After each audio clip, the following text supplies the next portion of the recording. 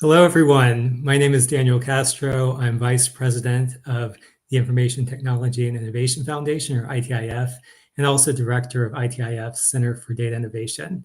I'd like to welcome you to today's webinar, Agreeing to Disagree, the Need for More Interoperable Tech Policies.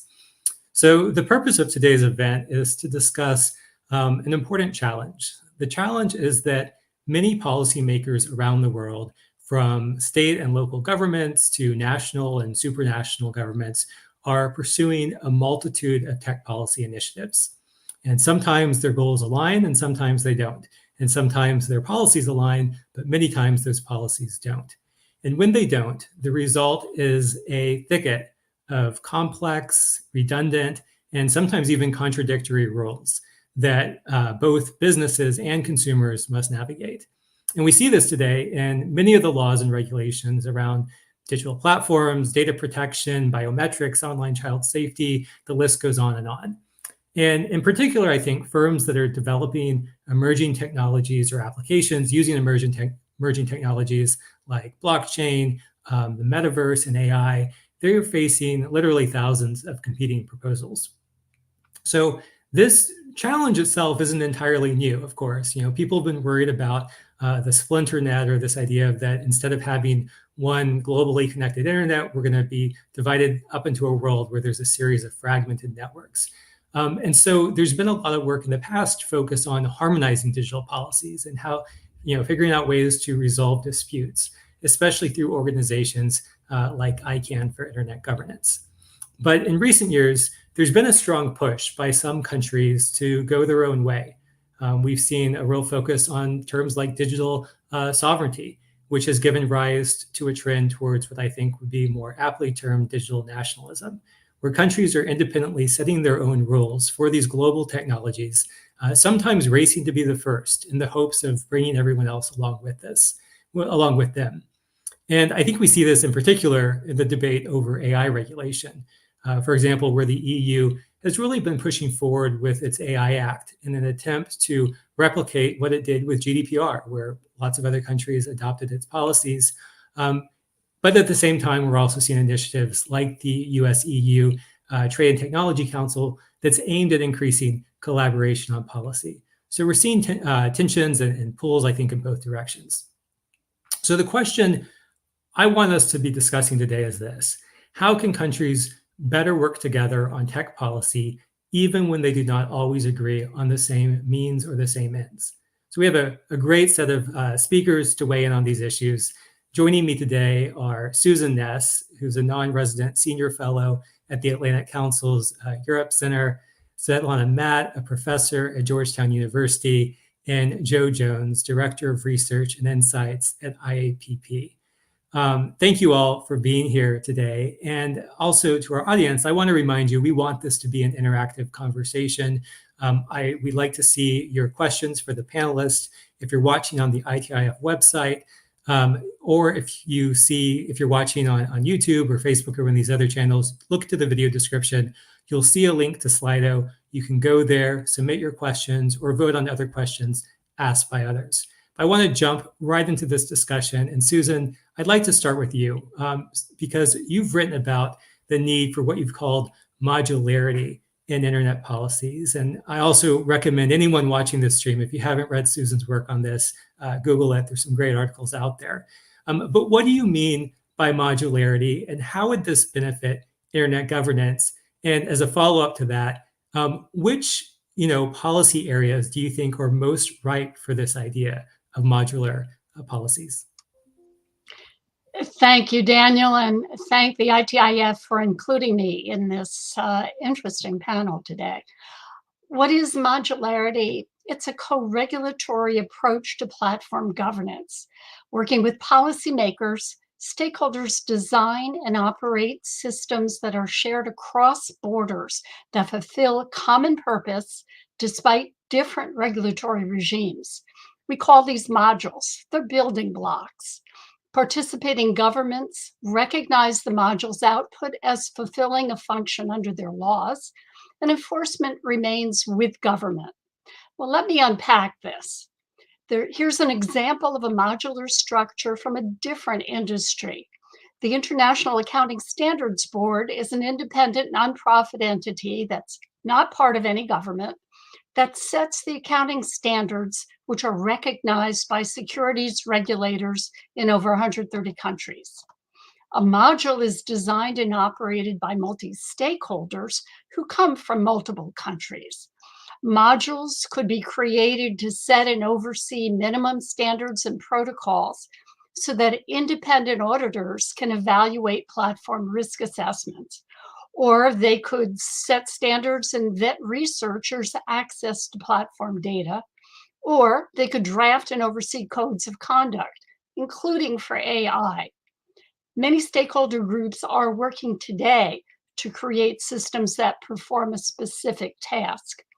EDMO, for example, is a European NGO that has proposed an independent intermediary board to help EU member states vet researchers for access to platform data in a way that complies with the DSA and the GDPR.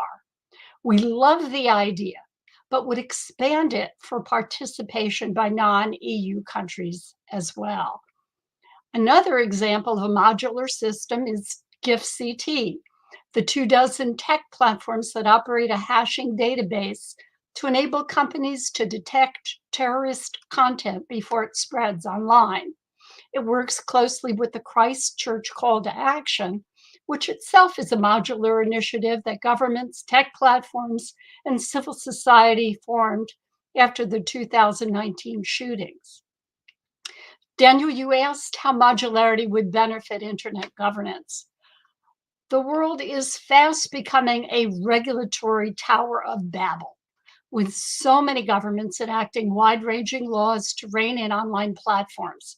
The DSA in the EU, the OSA in the UK, rules being discussed in Canada, New Zealand, Australia, and India, bills introduced in Congress that overlap with the DSA and the AI Act.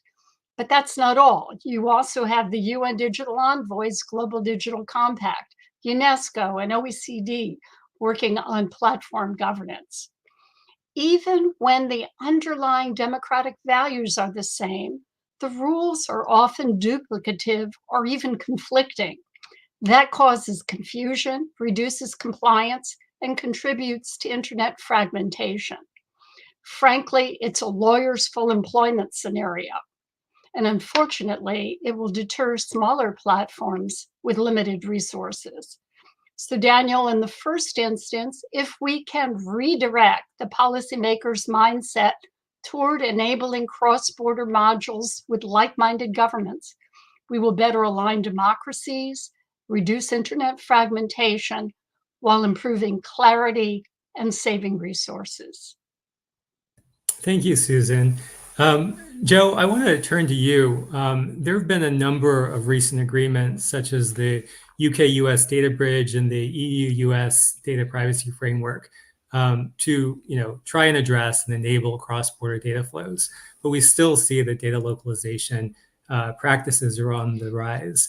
How are lawmakers thinking about interoperability in data protection, which seems like, hearing what Susan said here, that seems like it's one of these core areas where people agree on data protection, but they're all doing it very differently. Yeah, thank you. And thank you very much for having me. And thanks in particular, Susan, for those very powerful remarks. Look, I think that alphabet soup, or that spaghetti bowl of different initiatives around the world, is just proliferating.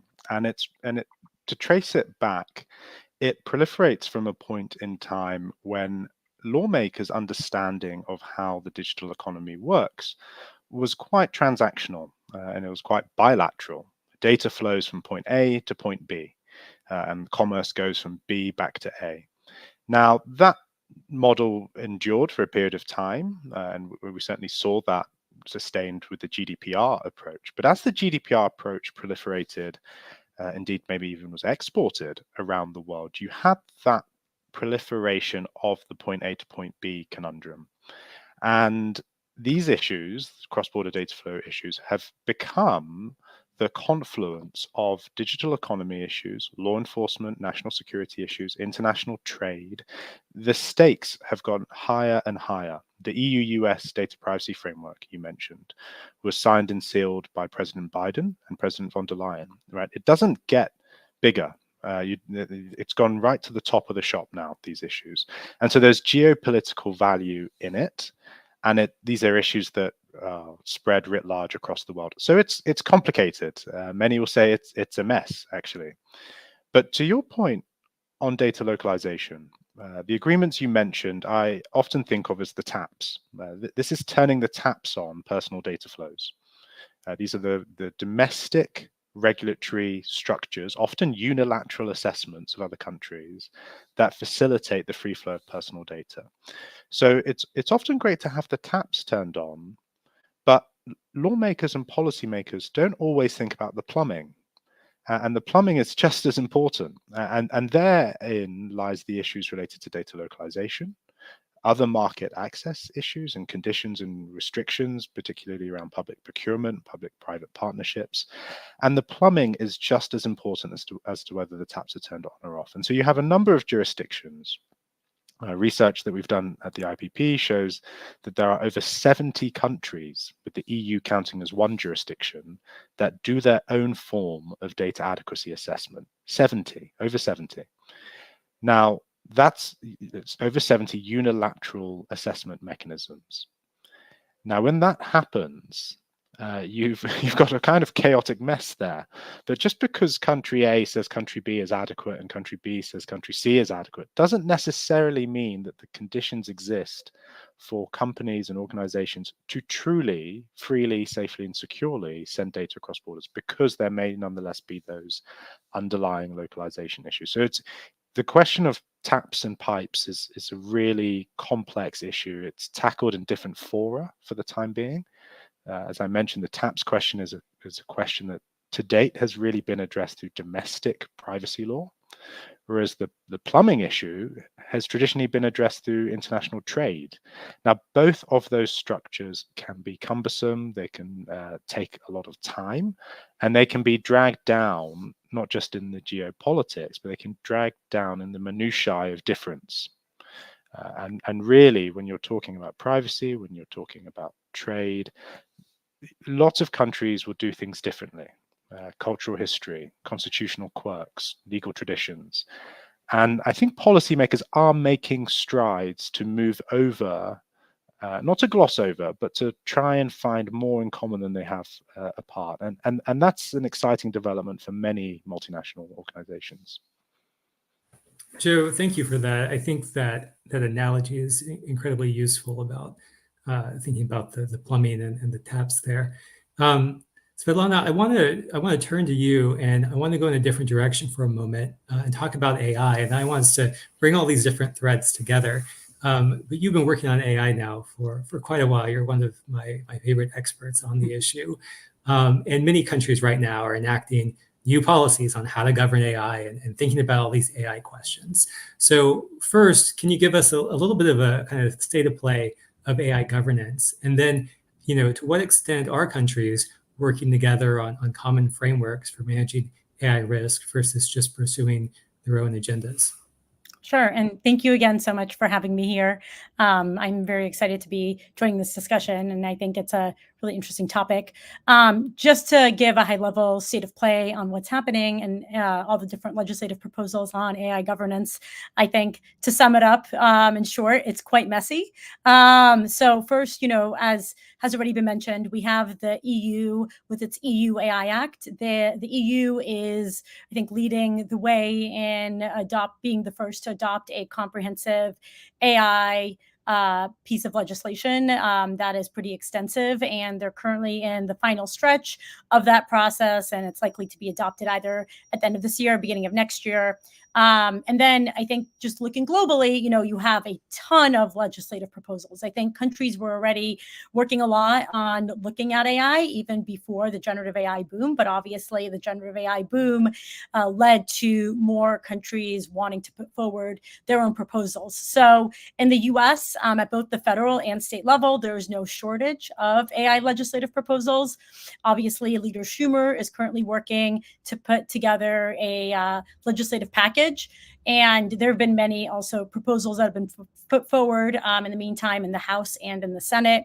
And of course, recently the administration released its AI executive order. And then there have been proposals as well at the state level. California has a bill that's pretty comprehensive. DC had one in previous years. There have been also sectoral pieces of legislation like New York, which enacted a law regulating the use of AI in hiring, and some New York City did, but some states have looked to that as a model and proposed similar legislation. And then, just looking at the rest of the world, there are other countries that are also quite active on AI efforts to regulate AI legislation. So Canada has a bill that's been pending. It's quite broad as introduced, and it regulates high-risk AI uses, but it failed to define what that actually means. Brazil has a bill that follows a lot on what the EU AI Act proposed in some ways. That has been put forward there. Obviously, none of these have been finalized. They've just been proposed and going through the legislative processes. China put forward draft rules on generative AI that are quite prohibitive and restrictive on speech. And Singapore, I think, is an interesting example of a country that's taken the approach of putting forward a lot of guidance documents that are voluntary. And I think that they've really, even before, the generative AI boom, they've published various documents. In the US, we have the NIST AI risk management framework. And in the development of that, NIST actually looked to Singapore at a similar governance framework that was developed in 2019. And so I think that Singapore's definitely been leading the way in a lot of voluntary guidances, especially in the APAC region. So yes, a lot of different frameworks that have been put forward. And I think there was also a second part of your question too. Right. Yeah. The second part is, to what extent are countries actually working together on these initiatives? Are you seeing some convergence? Are you seeing? I mean, we're hearing discussion. We obviously have these, the Bletchley, framework that came out, declaration, the OECD principle, all these principles. Yep. But when it comes to the actual execution, are we seeing anything going beyond principles? Right. So I think that I would say it's probably more limited to principles right now. Both the declaration you mentioned, the OECD principles, the G7 also put forward principles. It's very much at that level, I think. And so there's certainly, I think, sentiment that countries should be working together. And we've certainly seen that, particularly in recent months. However, given the fact that countries are still trying to even figure out what to do, within their national level, right? I think that it's hard to kind of probably get beyond principles for them at the international level, but there's a lot of discussion of principles. I think that that's kind of the state of things. And then obviously it was already mentioned, the US EU TTC framework. There have been these efforts to try to find commonalities for the EU AI Act and the NIST AI risk management framework. They obviously take very different approaches. One is, one are a set of requirements with the EU, whereas NIST takes a voluntary approach. But I think that there's still an effort a significant effort that the EU has been engaged with the US to try to find commonality in defining terms. They obviously both take risk-based approaches, but different, they're different frameworks at the end of the day. But I think we see efforts like that, which I think are encouraging. But again, at the end of the day, I think just the takeaway is that it's generally more at the principles level globally. Thank you. And Susan, I want to bring you back and kind of open up this discussion a little bit, because I think what's striking to me is we have, data protection, which is this more mature field, right? I mean, we've had these laws now for quite a while. It's well developed. We have privacy professionals. We have IAPP. We have so much that's been done in this space, and now it seems like we're getting these solutions kind of tacked on. The after the Schrems decision, we keep having these new agreements to create some kind of interoperability for fundamentally uninteroperable systems. And it's good that policymakers are recognizing that we need to kind of fix some of these things that are broken. And yet, then I hear Svetlana talking about everything that's going on with AI. And it seems like maybe we haven't learned the lesson yet, and we're just going down this path again.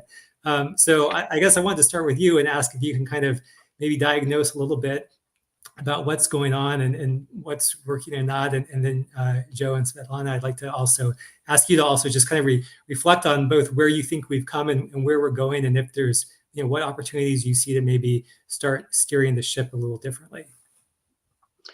Thank you, Daniel. If I can comment a little bit on that laundry list that Svetlana put forward on AI.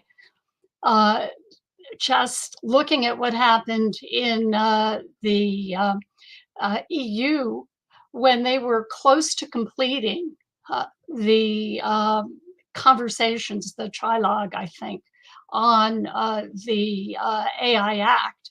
And then all of a sudden last November hit, and they suddenly had to deal with generative AI. And they raced to try to come up with regulations for an extremely complex area that they really hadn't spent any time thinking about. And then came up with regulations to tack on because they wanted to complete the AI Act before the end of the year. And I kind of see that as the old ready, fire, aim approach to regulation, which I don't think is particularly helpful. I do think that it's appropriate at this stage of the game to look at principles, to try to work through similar principles, to try to work through similar definitions, so that we're not dealing with 4 or 5 different sets of definitions that are slightly different. Once again, giving lawyers lots of opportunity to draft lots of pages that really don't mean anything significant with respect to the consumer. So at a stage where you have something that is so rapidly changing, it makes sense to really work together, not in an adversarial way, with governments, with civil society, tech experts, and tech companies to work through what is possible. And one of the things about modular systems is you would be able to update them as evidence becomes apparent where it's needed much more rapidly than you're going to be able to update a regulation or a treaty. And so we see that iterative process being built in to modular systems as a way to address these rapidly changing scenarios where you really do need government expertise as well as industry and civil society to ferret out the good and the bad. Joe, I'd like to ask you to weigh in on this as well as Svetlana. You've both spent time in government, and so you've seen it kind of from the inside and obviously from the outside as well.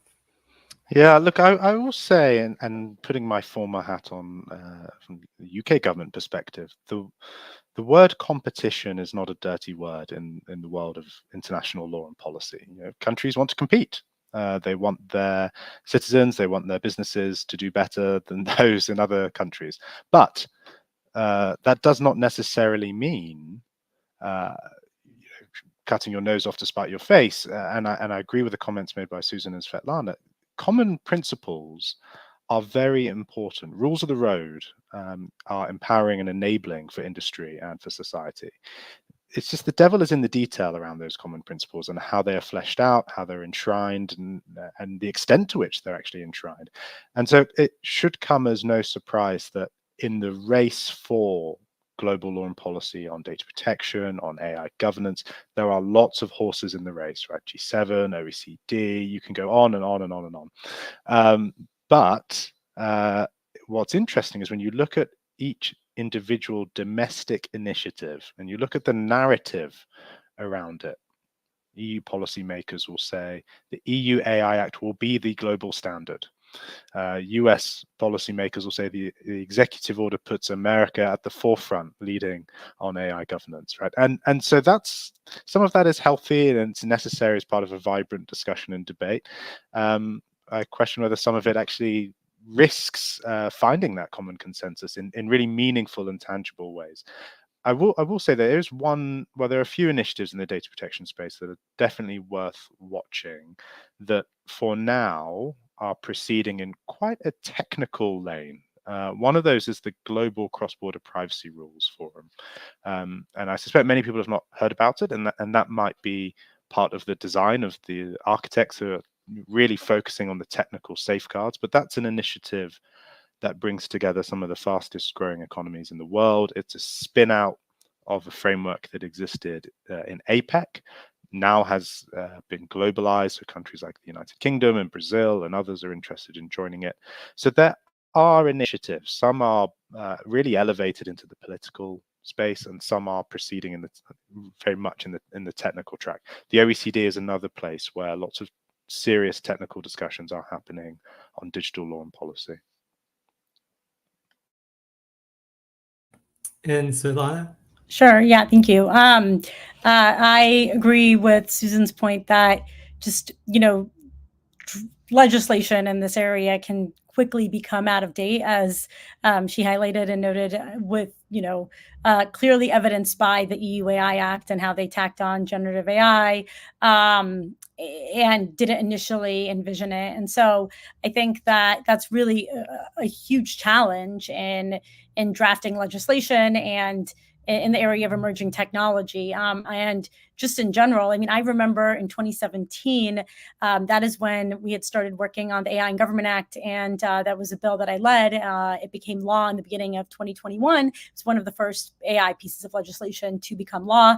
And I just remember how it was so hard to define the term artificial intelligence. Like, it was just so difficult in I looked at all these different definitions and gotten a lot of feedback, and it is now 2023, and there's still, there have been different definitions put forward, but even in the AI Act, there have been so many different proposals on the definition of artificial intelligence, right? And that's just one example. I think that these are really hard things to set in stone in legislation. And so it is very tricky when the technology is moving so quickly. And I think that, obviously, I think there's going to be continued efforts to put forward different legislation. But I think that in the meantime, principles can serve an important role. And I do think it has to be a really collaborative approach, as Susan noted. I guess an example of how I think principles can be helpful is as companies are building products, oftentimes, for products that are multiple years out, I think principles can serve an important kind of benchmark and guiding, like, helpful guidance to potentially look at, to understand where different signals are and regulatory trends potentially. And I think that they can still play an important role. So yeah, I don't think that, I think that, like, oftentimes if maybe you're not necessarily building the technology, you might not, or you're advising companies that are building technology, you might not realize that, but I do think that they can be helpful. Joe, I want to go back to you for a moment. I was really intrigued by one of the comments you had made earlier about the adequacy assessments that are being done by all these different jurisdictions. And one thing we've noticed is that, for example, many times the details of the assessments aren't actually public. And so, not only is there incompatibility maybe between the regimes, so A approves B and B approves C, but A can't still send to C. But also there's just lack of transparency there. So there's duplication, right? So maybe A and C are doing the same assessment, and they don't. The company doesn't have to do it twice. Or the countries don't have to do it twice, but they end up doing it because they're not sharing all this information that's out there. I guess I'm curious in that space. Do you see opportunity or recognition of some of this duplication? I mean, in some ways, at least the value is it seems to be falling on the same parties. So maybe they're just seeing it themselves. But I'm curious, do you see a path forward on maybe fixing some of that, and what would that look like? Yeah, that's a great observation, and that's certainly happening. Think of, in that bucket of 70 plus countries doing data adequacy assessments, not many of those countries have the capability to perform those assessments at the scale at which their economies demand it. And so this is one of those, I think, unfortunate consequences of the GDPR essentially proliferating around the world. Countries have acquired these responsibilities that require serious investment. That investment is even more serious now that we've had the Schrems 1 and the Schrems 2 decision, because those assessments are not just compare and contrast of different versions of the GDPR. Those assessments are now looking at the protection of fundamental rights, access to the courts, the rules that govern how intelligence agencies can access and subsequently process personal data, the rights and remedies available to individuals where they believe that intelligence agencies have misused their data. Those are all very complex questions and issues. They're complex enough for governments to answer about their partners, friends, and adversaries. Imagine organizations having to do that on an individual risk-based assessment. In many cases, that sort of information is not even public. Right? So a lot of countries do not have the rules of the road as concerns how their intelligence agencies can process personal data published. That's a real challenge. There are green shoots of promise here. The OECD late last year issued principles around trusted government access to data. So all of the members of the OECD got together and said, look, we need to articulate what good looks like when it comes to government access to data for law enforcement and for national security. And moreover, we all need to agree that we do what we say good looks like. And they did that. And I think that's a very powerful statement. And more than a statement, I think that's a very powerful tool to help grease the wheels around international data flows. More needs to be done. Government access to data is just one of those verticals. There are other verticals as well, beyond just that compare contrast of different GDPR type laws. But there's a real issue around capacity and capability and bandwidth. There's a question around scale. These regulatory structures are unilateral. It's A assesses B, B assesses C. Now, somewhere in this house of cards, you won't have the dots all joined up. I'm mixing metaphors there, sorry, but you see that there's a challenge. Some of these decisions are reciprocal and mutual. You get court cases in one country and not the other, and then they all fall down. So it's a very febrile arrangement that we have at the moment, and there are green shoots of promise to work through that, the OECD, the Global CBPR Forum, but it's very, very challenging for organizations to navigate this, let alone comply with it. And Susan, let me turn to you next. I mean, to build on that point, how should governments be working together on these issues? What, do you have any thoughts on the actual structure of moving, from principles to practice in these areas? Should it be, these forums like OECD? Do we need issue-specific areas? And how do we make sure that the private sectors also has a seat at the table and civil society has a seat at the table, so that their interests are also represented as these rules and policies are developed? I'm glad you mentioned civil society and other experts, non-governmental experts, because the trend right now, certainly with the UN and the Global Digital Compact that is being formed by governments in conjunction with the Digital Envoy, all are trending towards multilateral agreements, not involving multi-stakeholders. And I think that's a big problem going forward. So in that respect, I want to underscore that consultation with multi-stakeholders does not equate to having multi-stakeholders at the table helping to formulate and then operate any of these functions. So I do want to make that clear, and especially when you're dealing with issues of speech, you want to have some distance from government as a protection for citizens. That said, some good developments, I think, are useful developments. The UK, together with Australia, Fiji, South Africa, and I think Ireland, have formed a regulators caucus that work together to talk about issues, to share information, to have sessions where they do get input from outsiders. And I think that's really healthy, because the inclination, therefore, is to try to find things that they can do commonly and across borders. So I'm very much in favor of that. OECD certainly has produced high quality outputs. The one thing I would caveat is we don't have enough engagement with the global majority. And I think that is going to come back to harm us geopolitically, as well as beneficially in terms of bringing everybody on the net. And so when there's a vacuum, you end up with China or Russia or other countries that have not necessarily the most altruistic intent in mind, going in and filling those spaces.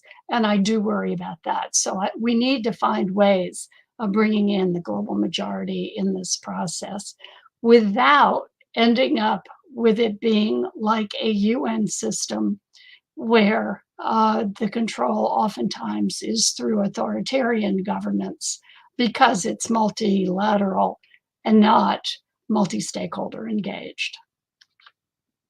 And can I ask a follow-up for you as well on that? I mean, I guess one of my questions is, it seems like when you talk about having this I forget what we call it, regulators caucus, are we seeing connections being made between the different types of regulators? Because one of the consistent things I see in tech policy is that you get these ideas, third-party assessments, and that's being done for privacy, and then it's being done for algorithms, and then it's being done for cybersecurity.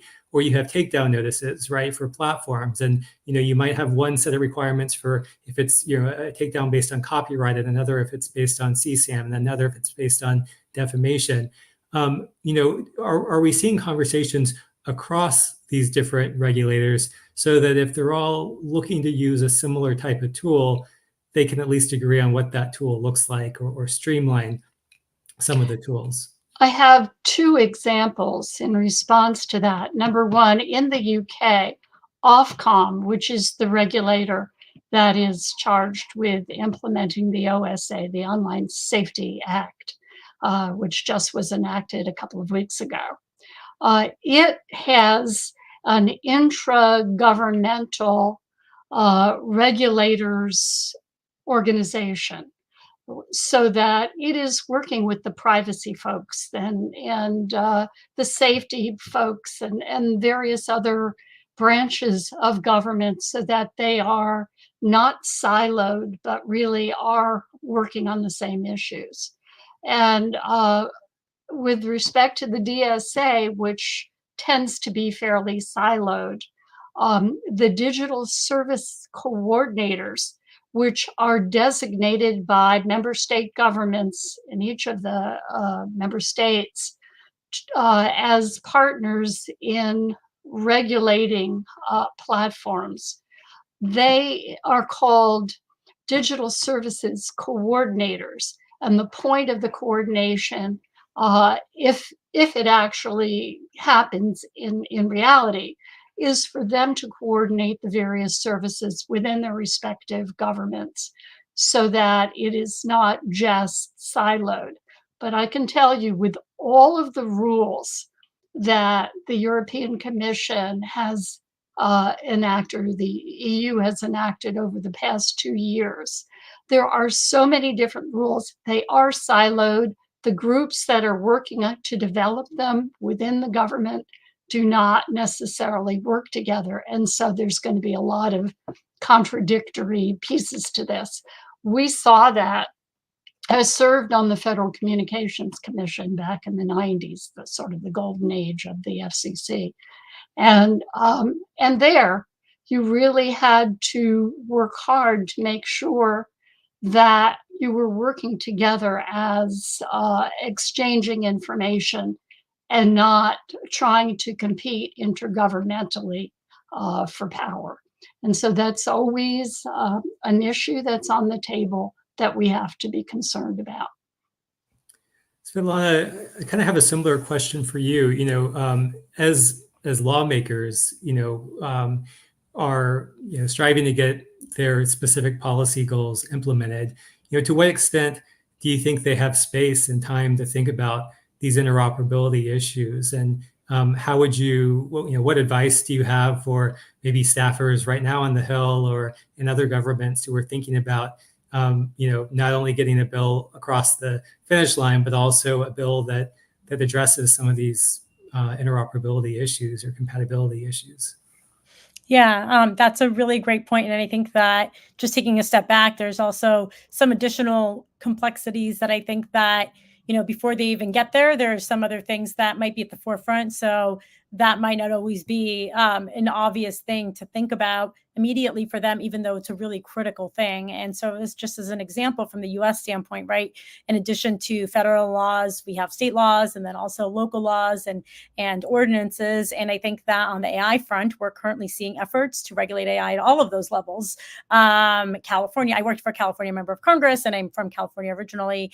And obviously, California really does not like being preempted. And so a big thing that we always dealt with from the state on privacy, and I think is still very much at the forefront, is Congress potentially enacting legislation that would preempt the state, and the state feels very strongly that they were the first, in the country to enact a federal privacy law at the state level, and they do not want to be preempted. And so that was obviously a big point of contention last year when there was an effort to advance ADPPA. And so I think that, but on the other hand, right, like there's just what we now have 11 state privacy laws, and from a business that is trying to grow and to operate in multiple states, it can be a very messy framework, as I know the folks at IAPP follow very closely. And so I think that, so oftentimes, as a staffer in a member of Congress's office, you might be hearing from, your state officials, right, about potential concerns around preempting the state, or you might be hearing from various stakeholders about the need for preemption. And so that's just one example. And there's also the question of how existing law might already apply to the situation that you're trying to regulate. And so I think that you take those things, and then there's also the factor around interoperability with laws globally, and what does that mean, right? So oftentimes I think that you can be so consumed by those first two things that you might not always get to that question, even though I think it's really critical. And I do think that we're increasingly seeing more conversations between the US and the EU. Members of parliament from the EU, I think, have been really eager to engage with members of Congress and brief them on the EU AI Act and what's happening. And I think that, members of Congress are very well aware of the EU AI Act, but taking the EU AI Act aside, I think there's a lot more that's happening globally on AI legislation that's also important to pay attention to, and not everybody might be familiar with that. And just what everybody also already really knows, like like these offices are very, very limited in resources, and a staffer that's working on technology policy and AI probably is working on a lot of other issues. And so you're just really pressed for resources and time.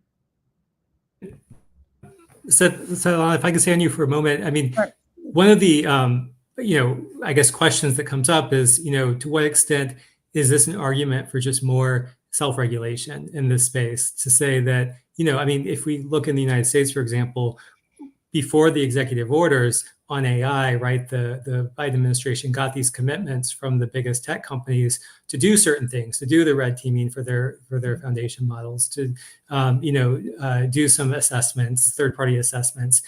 Is there value in sometimes saying that, what, maybe in some of these fast-moving areas, we should wait rather than have this race to regulate?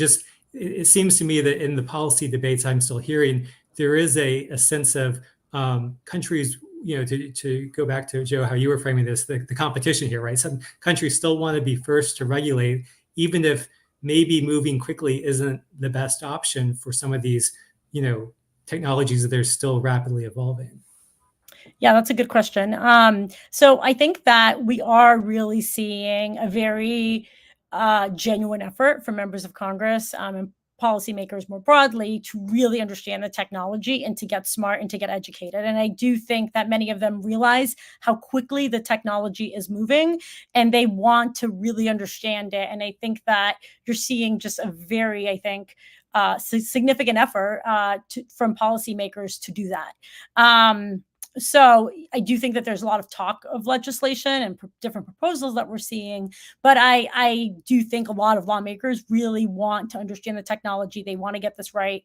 But I think that there's also lawmakers who feel like that, I think we've seen this headline a lot, that they are worried that, if AI is not regulated, then the same thing can happen that happened with social media. And so I think that that's their concern and that's their perspective, and they're very convinced of that perspective. And so I think that we kind of see policymakers coming at this from different approaches.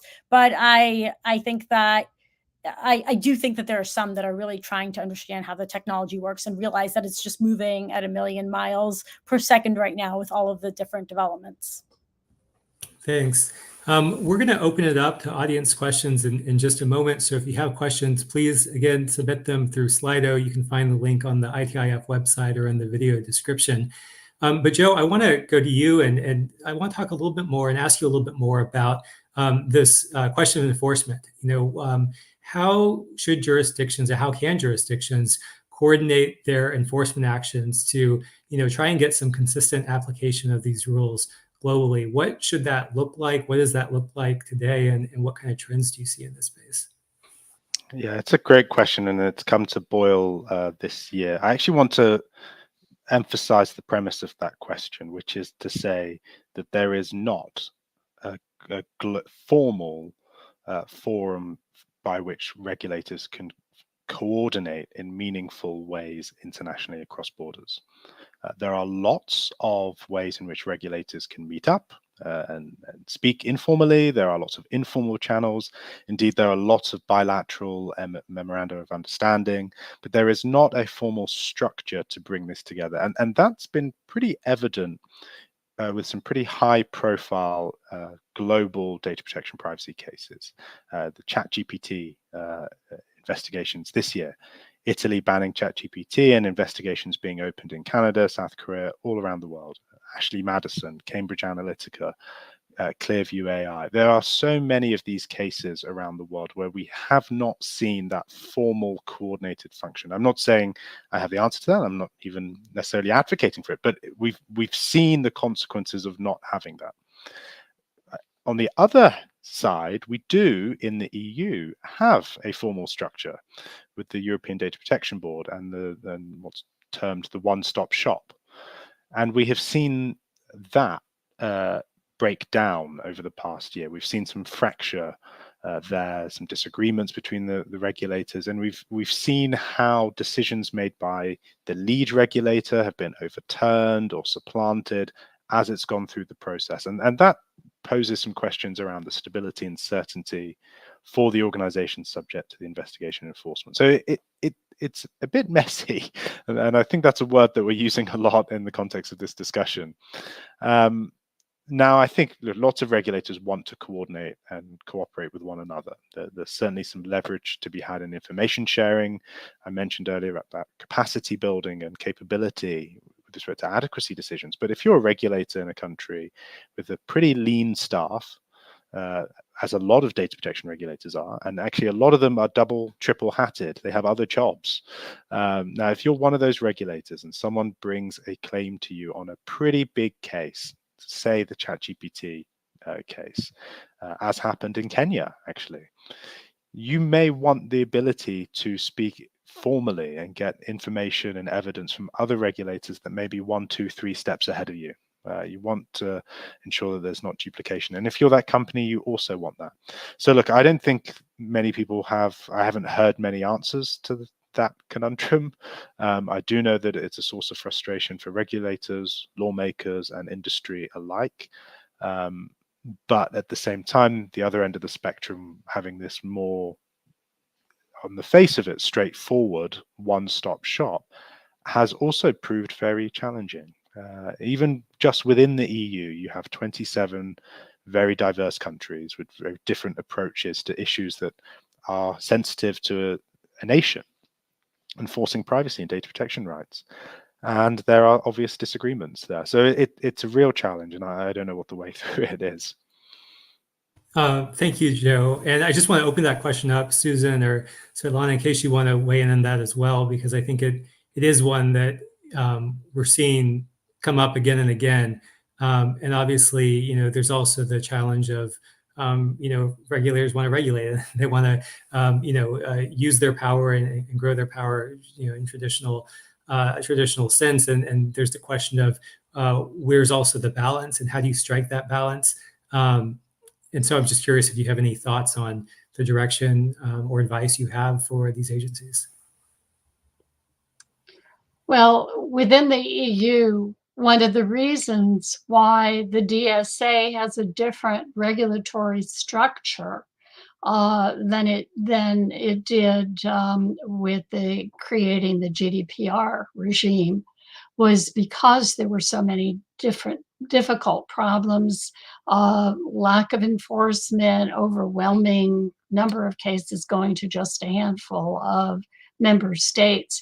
So with the Digital Services Act, actually the Commission itself, for the first time, has become a regulator, not just a drafter of rules, but actually the enforcer for the largest platforms and the largest search engines.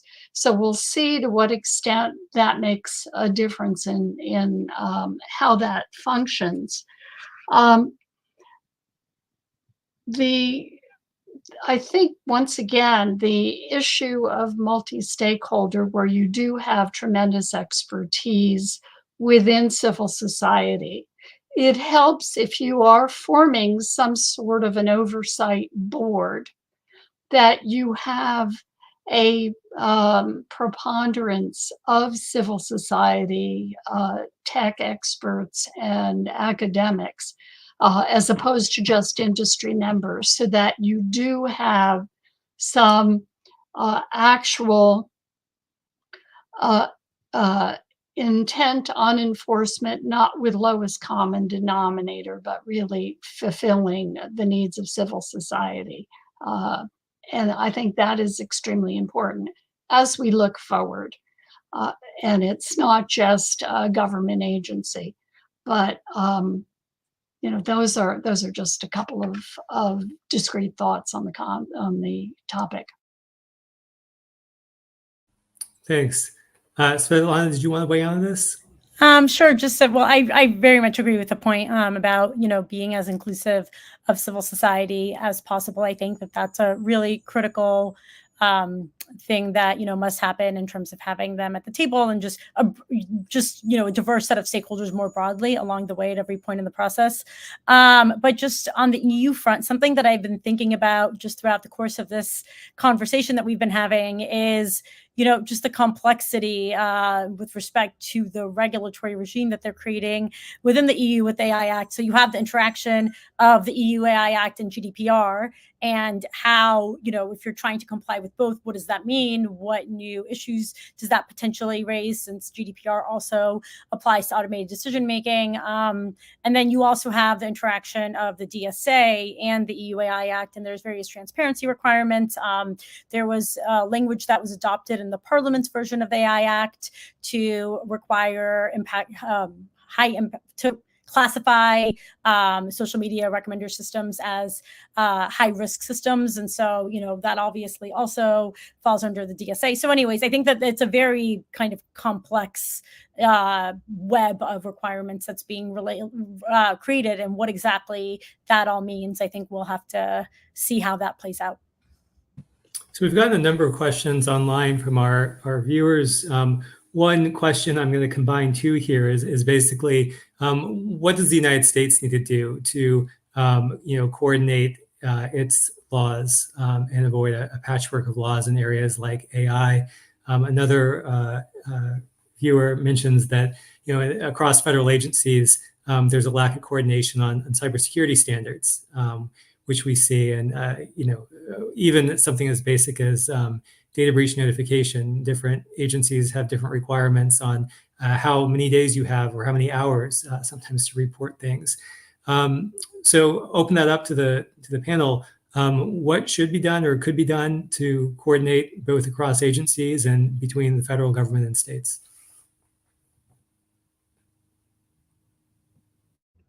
I guess just really quickly on AI, I do actually think that the AI EO does take an important step in providing federal policy on agency action. And I think that it will serve as, I think a unifying vision for agencies to be able to look to in terms of what their different action items are. And I think that it's helpful to help coordinate federal policy. Like I do think that, we were at a point where agencies doing different things, and how the US government responds on AI was a little bit fractured, but I think that this is an important first step. I think part of it too is if Congress can actually get its act together, that would help enormously. To the extent that there is a void at the federal level, states understandably are going to quickly move ahead to fill that void.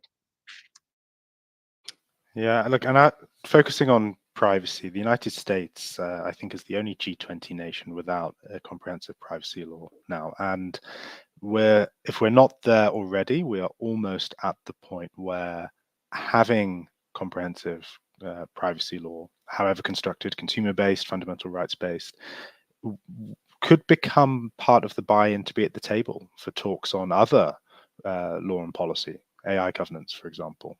And I think there's already a move that you can see in the sort of academic and lobbying community to say that the United States needs a federal privacy law as part of the road to effective AI governance, notwithstanding the executive order, notwithstanding other initiatives.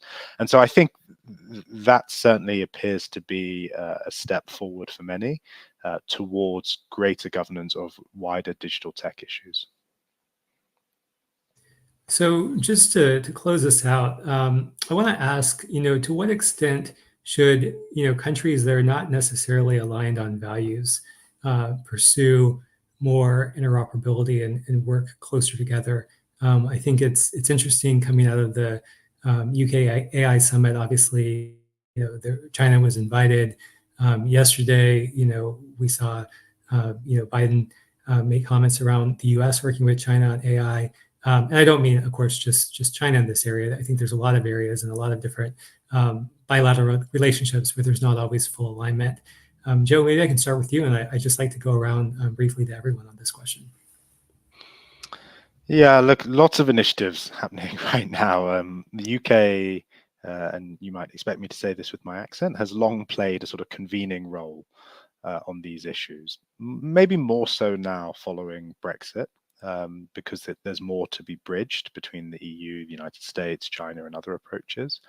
I think there's an interesting question around using these multi and plurilateral fora to pursue these issues in vertical silos or horizontal. I think the answer that many policymakers would come back to you on that is there's just so much that we need to do. For now, let's kind of spread our bets, right? We've got an initiative over here at the OECD. We've got an initiative over there with the G7 with the Hiroshima process. We've got the Bletchley Declaration. And they kind of are all doing different things. And if you put them all together in one, you run the risk of it becoming too heavy and too slow and too sticky to make progress. And so for now, I think people are spreading their bets and making progress that way. And the UK is playing its role, but so is the United States, so is Japan, so are many others as well. Susan or Lana? Yeah, I think Joe hit the key point there. There's just so much going on. One has to be really careful that it's not each group doing its own thing specifically, but taking into account what the other groups are doing and working more cooperatively to iron things out. The one thing, by the way, that also that the UK does, or at least Ofcom is doing on these sticky questions, is really spending a lot of time working with companies, having guidance. So it's recognizing that it's an iterative process. We didn't mention this before, but I think this is really critical as part of the governance question, to bring the companies to the table, not as an adversary, but trying to figure out what makes the most sense, not just checking off boxes, but really getting at action that can actually make a difference for the consuming public. And to just add on to all of that, I think that collaboration and coordination can always be helpful in the international arena. And to bring it back to a point you had asked me earlier about, from the point of a staffer, working on Capitol Hill, and how much one thinks about interoperability with laws globally. I do think that when you have more of these international convenings, it might also draw attention to the fact that this is a key thing that does have to be considered, as the EU works to adopt its own law, and the US works to adopt its own law, and Canada and Brazil, so forth. And so I think that it brings the importance of just how this patchwork of different, frameworks will end up having to work together for an organization building AI globally. So I think that is one of the benefits. Well, I think we're out of time. I want to thank all of you for your excellent insights and remarks today. I want to thank our participants who watched online and submitted questions as well. These are obviously, this is an important issue, and I think it's an issue that's going to only continue to become more important as these tech policy debates grow, and as we have more and more stakeholders creating rules, creating ideas, and figuring out this coordination problem is, I think, one of the biggest tech challenges in the years ahead. So I really appreciate you taking time to share your thoughts on this, raise awareness of this issue, and kind of plot a path forward. So with that, we'll conclude this one. I'm sure we'll be having more conversations on this topic in the future. Thank you. Thank you, Daniel. Thank you very much. Thank you.